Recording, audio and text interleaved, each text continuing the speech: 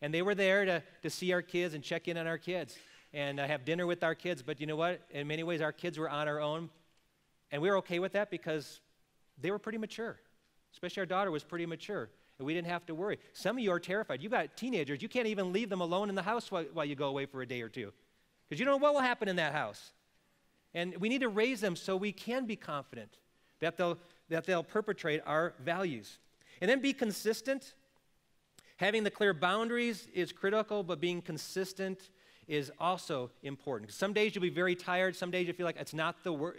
I just don't have the energy to do this today. I just don't want to do it, so I'm going to ease up today.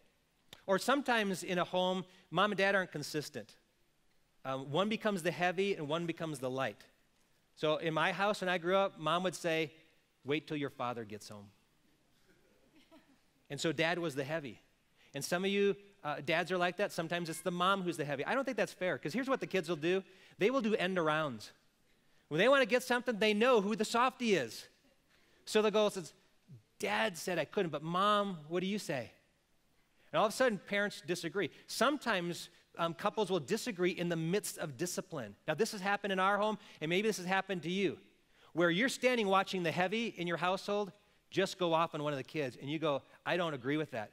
And so you've got two choices. One is to stop your spouse in the midst of it and say, honey, you're wrong, and create this real tense atmosphere in front of your kids.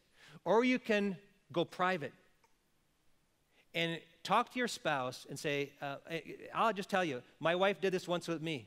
After I disciplined my son, she said, I think you were over the top.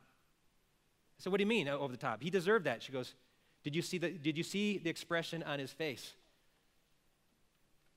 Honestly, I said, I don't care.